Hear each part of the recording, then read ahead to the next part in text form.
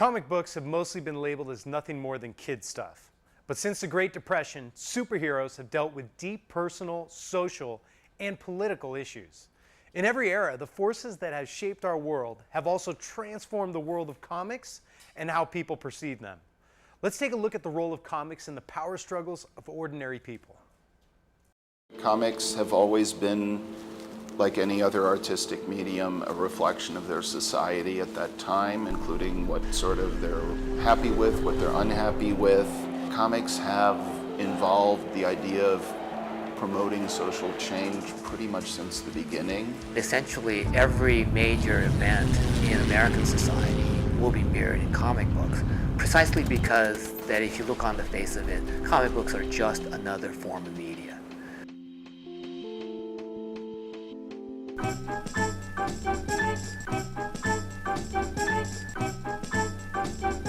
The course that Art Nishimura and I created, which is American Studies 5 here, Comics, Power, and Society, the base of it is first to talk about social sciences and do it through the medium of comics or graphic novels. The reason why this class came about is because both of us have this background and obviously an occupation that says there's something in society that is measurable, that is explainable, that you can actually study, and therefore, why not use comic books to do the same thing? Comic books can be both the vehicle and the object of study. The core variable we use is power, and again, how do we discuss it?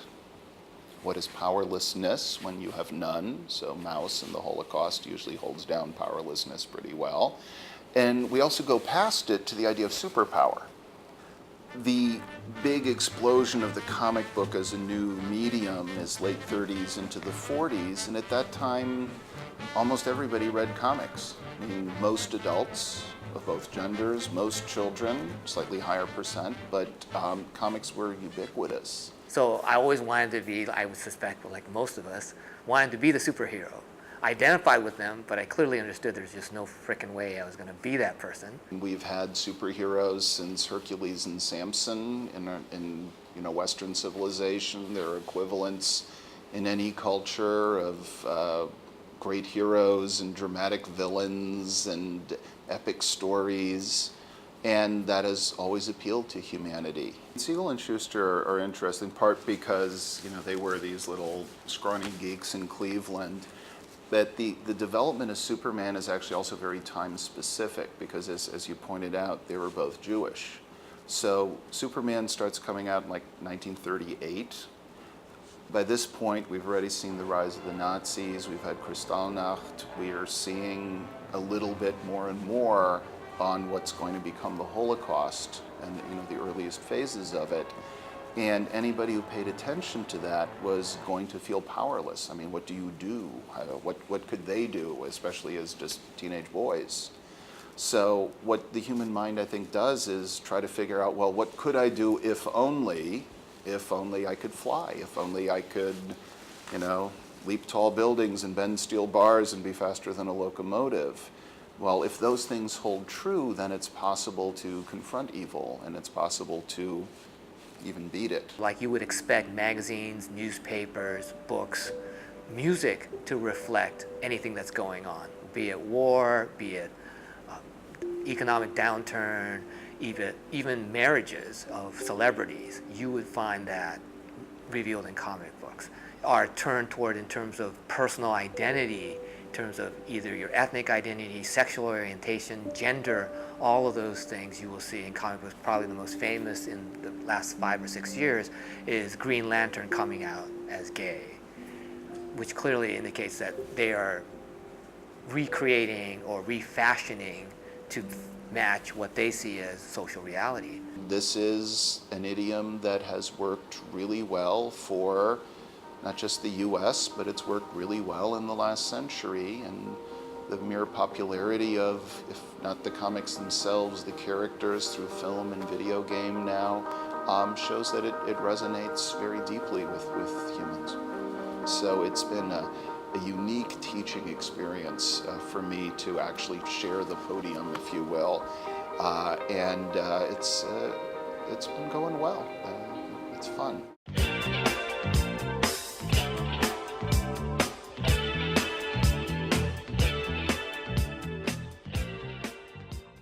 We have the local San Francisco band, the Dandelions, here with us. This is Dave, this is Derek. Glad you could join us, gentlemen. Welcome. So Derek, the name the Dandelions, where did it come from? Well, we got the name from the flower, the dandelions. When you make a wish on that, that's what we're aiming for. We're hoping to make all your wishes come true. Good stuff, good stuff. And so this next song that you're going to play for us, what is it called? It's called Off the Wagon. Off the Wagon. What was the inspiration for Off the Wagon? It's just about, growing up in the big city. Great. You know. Right on. Well, we're going to let you guys play, and I'll stop talking. Awesome. So, ladies and gentlemen, here are the Dandelions. Oh.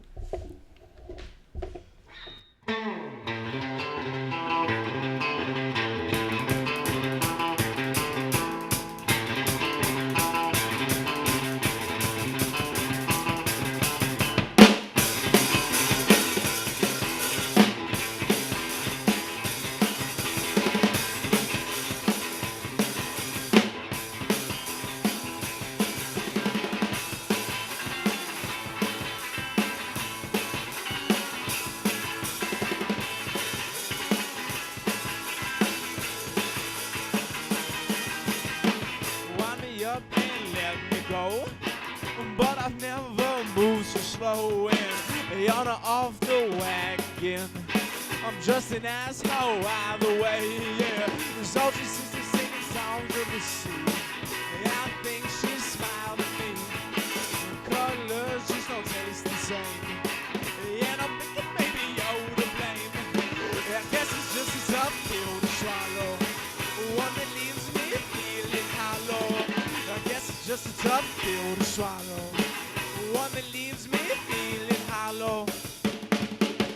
No, no, no, no, no. Oh, don't go. Yes, yes, yes. So you're the man. Don't know why you can't be chill for once. Yeah, no, no, no, no. Oh, don't go. Yes, yes, yes, yes. Oh, you're the man. Just don't know why you can't be chill for once.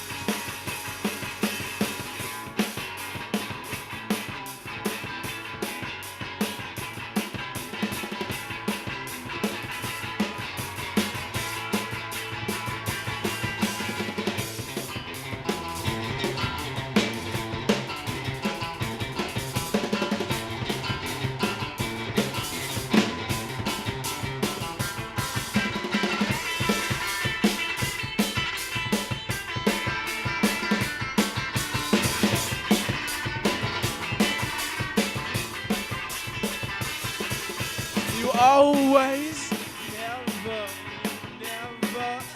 always, you always, never, and you always, never. Yeah, we came to get down, so get up off the ground and boogie woogie like you got with me and fulfill your fantasies. We set fire to your soul, so drop, rock and roll. We set fire to your soul, so stop, drop, rock and roll. Yeah, no, no, no, no. Oh, don't go. Yes, yes, yes, yes. Oh, you're the best. I just don't know why you can't be chill for once. Yeah, no, no, no, no. Oh, show, yes, yes, yes, yes. So get undressed, I just don't know why you can't be chill for once.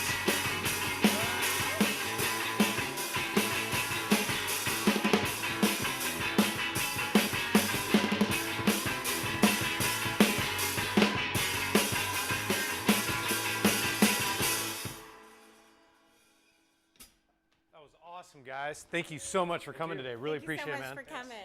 Good stuff. Right on. If you'd like to hear more from the Dandelions, head on over to dandelionsband.com. Well, that concludes the season for IDTV. Hey, Lee, did you know that the camera adds 15 pounds? I've Because noticed. It does. Definitely Anyways, has. thanks for watching. Check out our YouTube site at CCSF Broadcast. But that's all, folks. Play us out, guys.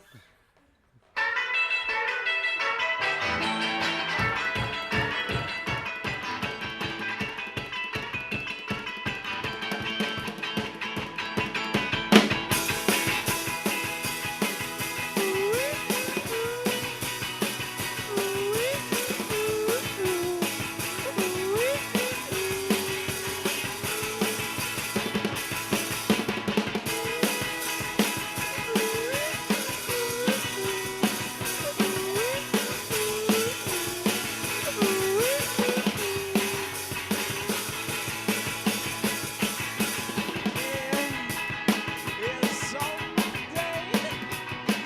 It's also play. Hey, but here we go again. Yeah, we're such friends, but in the end, was it all just pretend?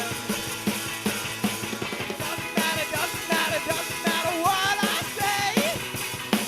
Everything's gonna change right before it stays the same.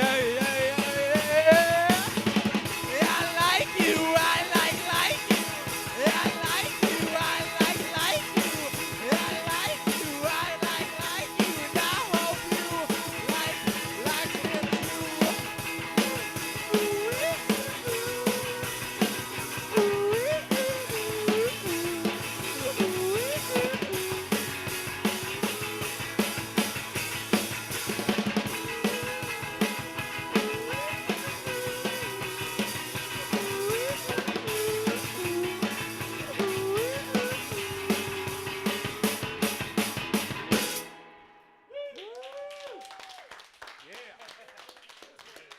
Well jammed.